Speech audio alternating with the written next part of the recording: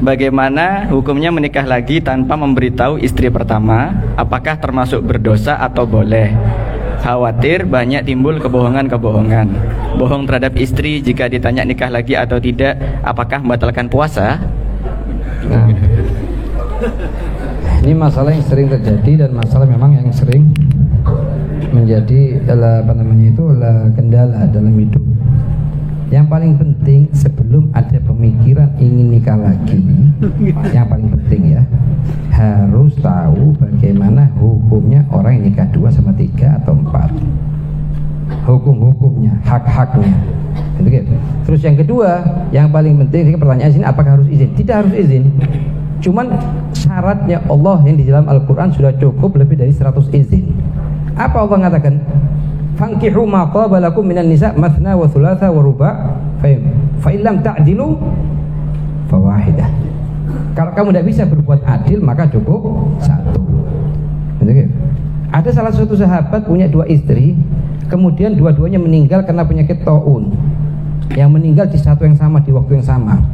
Dia waktu akan makamkan kedua-duanya itu diundi dulu, yang mana yang didulukan, ini apa ini? Kenapa? Ditanya, kenapa kamu kerjakan peristiwa semacam ini? Cuma tinggal masukkan ke dalam liang kubur kamu pakai undi. Aku khawatir di hari kiamat nanti ditanya kenapa kamu tidak adil dulukan ini sebelum ini. Adalah salah satu figur sahabat juga yang lain, dia punya 2 istri. Pas giliran istri kedua, dia lewat di rumahnya istri yang pertama, sangat kehausan di siang hari, dan jarak antara istri sama kedua, istri pertama kedua sangat jauh. Tinggal mau masuk rumah mau minta air minum, ingat dengan kewajibannya Allah yang Allah wajibkan kepada dia. Apa? Fa'ilam ta'dil fawahidah. Tidak mau dia masuk rumahnya istri yang pertama. Ditahan itu haus sampai dari pagi sampai sore, dan sampai ke rumahnya istri yang kedua baru minum. Kalau sekiranya yang punya minat untuk istri, punya istri 2 bisa adil semacam ini, ya tidak masalah. Supaya tahu haknya, tahu dulu haknya istri. Yang kalau orang punya poligami, haknya bagaimana, kewajibannya apa aja. Di antaranya apa? Di antaranya kalau mau bepergian tidak boleh sak maunya dia, diambil istri pertama atau istri kedua, harus diundi dulu. Diundi, setelah diundi harus ada namanya qadha atas istri yang tidak ikut bepergian. Begitulah Rasulullah waktu mau keluar bepergian dengan istri-istrinya, diundi dulu siapa yang keluar itu yang ikut. Lah, waktu ikut di qadha apa tidak ada perincian hukumnya. Ada kalanya masa perjalanan, ada kalanya masa tinggal. Misalnya seorang punya 2 istri, kemudian setelah diundi keluar istri yang pertama, ternyata yang ikut. Berangkat kemana? Misalnya ke Jakarta. Perjalanan dari sini ke Jakarta berapa jam? 12 jam. Tinggal di Jakarta berapa hari? 4 hari. Lah, kalau sudah berangkatnya dengan diundi, maka itu masa perjalanan tidak wajib diqadha dengan istri yang tidak ikut tadi itu. Cuma masa duduknya dia di Jakarta selama 4 hari harus diqadha. Setelah datang harus diqadha, duduk di rumahnya istrinya 4 hari. Itu salah satu. Lah, kalau keluar maunya dia sendiri, milihnya yang ada dari mulai berangkat sampai pulang dosa semua, dan wajib diqadha masa berangkat sama masa tinggalnya di Jakarta. Itu salah satu sebab hukumnya. Lah, kalau misalnya kita punya 2 istri sama-sama di Jember, misalnya, itu harus adil. Sehari di rumahnya istri pertama, sehari di rumah istri kedua, atau 2 hari 2 hari, atau 3 hari 3 hari. Contoh ini. Kemudian waktu kita setiap harinya itu kan ada namanya masa kerja dan namanya masa istirahat. Pagi misalnya kerja dari sampai sore, istirahat dari sore sampai malam. Lah, kalau mau masuk ke misalnya di rumahnya ini giliran rumah istri yang pertama, kemudian mau masuk di waktu kerja kepada istri yang kedua, atau di masa istirahat akan masuk kepada istri yang kedua, gimana hukum perinciannya? Ada perincian hukumnya. Bukan sak maunya dia berangkat, sak maunya dia masuk, sak mau dia keluar.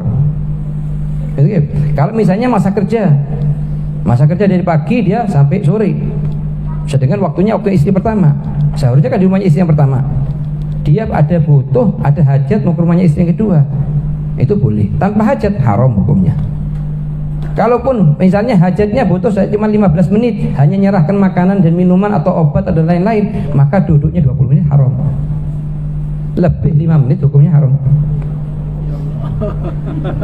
Lah, kalau misalnya masa istirahat di istri pertama, kemudian akan masuk ke istri kedua, tidak boleh karena hajat, tapi karena darurat, di atasnya hajat levelnya. Misalnya apa? istri lagi sakit butuh dibawa ke rumah sakit, pernafasannya dan lain-lain, darurat ini. Gitu kan? Lah, kalau misalnya ada darurat baru boleh. Kalau tanpa darurat haram hukumnya.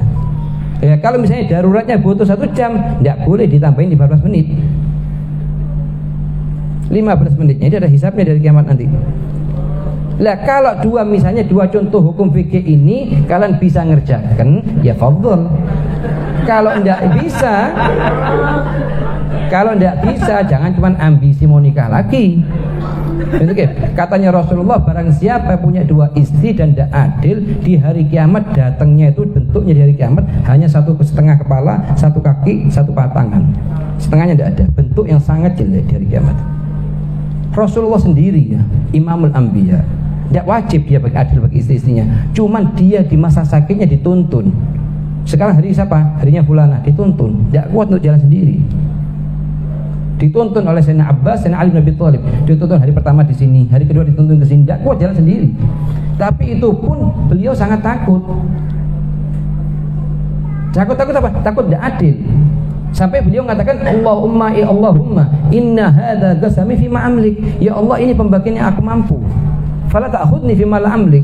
Janganlah kamu ambil hakku, hisab aku atas sesuatu aku tidak mampu. Betul kan? Sampai ada namanya di Hadramut, namanya Habib Hamid bin Umar, wali besar, orang soleh, pemimpin wali. Itu setiap malamnya sebelum tidur minta maaf sama istrinya. Kenapa? Takut ada hak-haknya istri yang tidak dikasihkan. Ini orang pemimpin wali besar ini.